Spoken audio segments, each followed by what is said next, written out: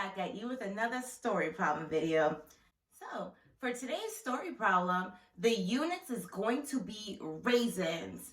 That's what we're trying to solve for. That's what we're measuring in this problem, raisins. All right, I'm gonna read this problem to you 3 times. You need to have your magnifying glasses up, ready, looking for that important information.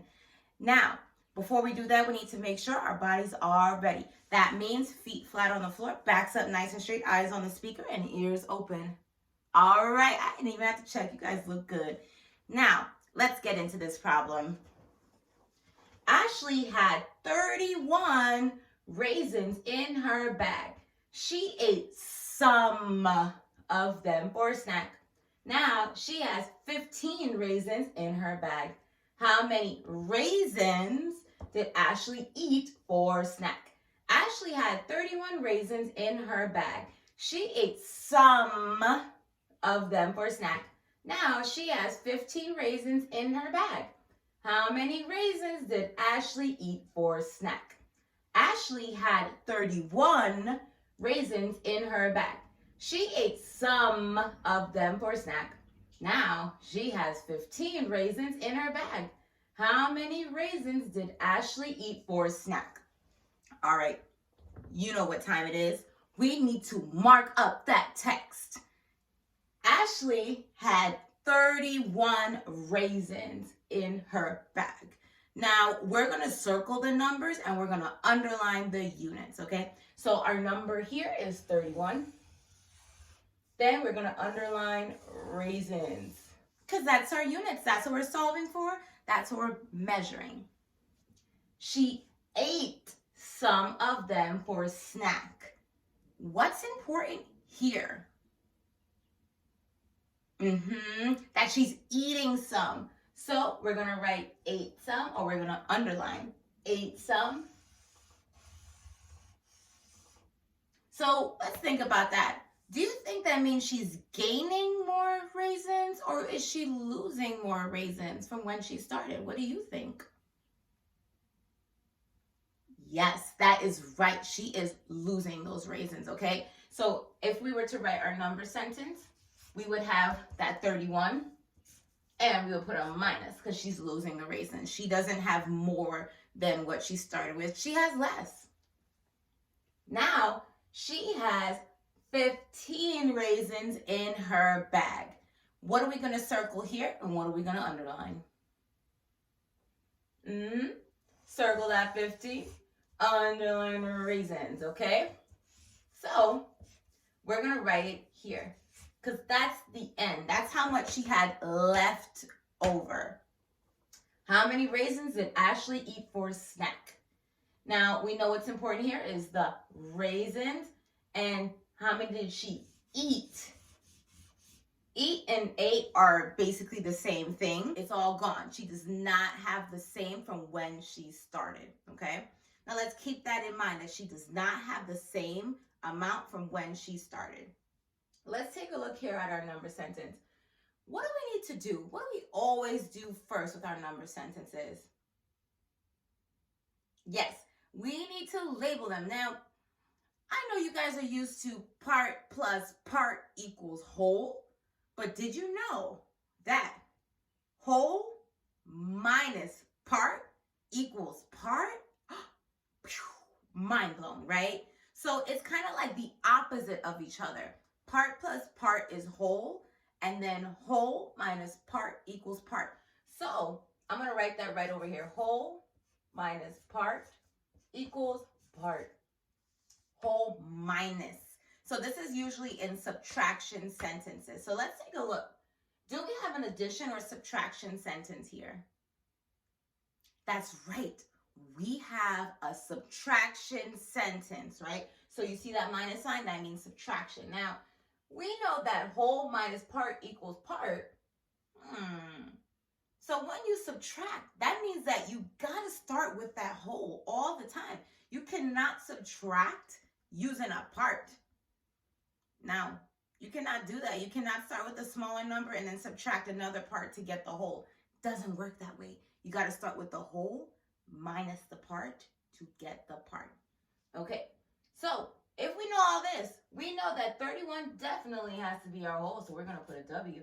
Then we know that this blank has to be our part, and this also has to be a part. There we go, okay? Whole minus part equals part.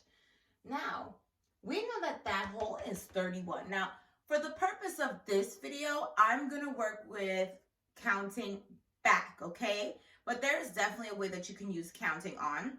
So because I'm using counting back, I'm starting with my whole and counting back to get to my part. Now, let's say when you're doing your homework tonight, you say, I like counting on better. That's fine. You can actually do it, okay? You can start with your part and count on to your whole. It's the same thing. Like I said before, it's just like the opposite of things. Addition is like the opposite of subtraction. So that's why you can use counting on there if you wanted to. But I'm going to use counting back. All right, so I have my 31. So I'm going to put it here and put it in a box.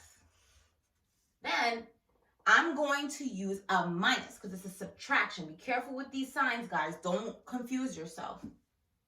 Now, all I need to do is draw my circles until I get back to the number 15. So let's do it. Count with me. 30, 29, 28, 27. And I'm keeping my work nice and neat so I don't get my circles confused. You should do the same too. 26, 25, 24, 23, 22, 21. Moving to this line. See how I'm leaving my space because I know numbers have to go on top. 20, 19, 18, 17, 16, 15. Now I'm going to double check to make sure I have these right numbers. 30, 29, 28, 27, 26, 25, 24, 23, 22, 21, 20, 19, 18, 17, 16, 15. See, I double checked. Now, I have to just count these circles up. Simple as pie. You got 1, 2, 3. Count with me. 4, 5, 6, 7, 8, 9, 10, 11, 12, 13, 14, 15, and 16. Double check. 1, 2, 3, 4, 5, 6, 7, 8, 9, 10, 11, 12, 13, 14, 15, 16. You got it. The missing part is 16. Fill that in. 16, and what's our units? What did we say? Raisins. So we got 16, R-A-I-S-I-N-S, raisins. Okay, now, say you like working with base 10, okay?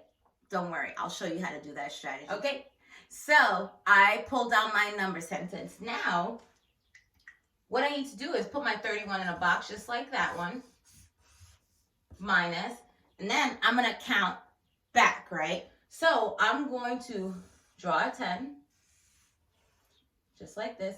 And I'm going to say, okay, let me count back from this non-decade number. 10 less, that is 21. So I'm going to write 21 here. Now, could I draw another 10 strip? No. That would give me 11. That's way past my part, right? So what I need to do is I'm at 21. 20. So I'm counting back. I'm using those circles. 19. 18. 17. 16. And 15. Good. So I stopped here at my part. Now I just have to count this up. Let's see what number this is. This is 10. Now after 10, I have to switch count to ones. 11, 12, 13, 14, 15. Oh, look at that. 16 and 16 still got the same number. This is why I say it's really great to use two strategies because it's a great way of double checking that you have your right answer. So you would want to put your 16 right here. All right. And that's it, guys. So I want you to do your homework for tonight. Send it in to your teachers. We will give you some feedback. And until next time, goodbye.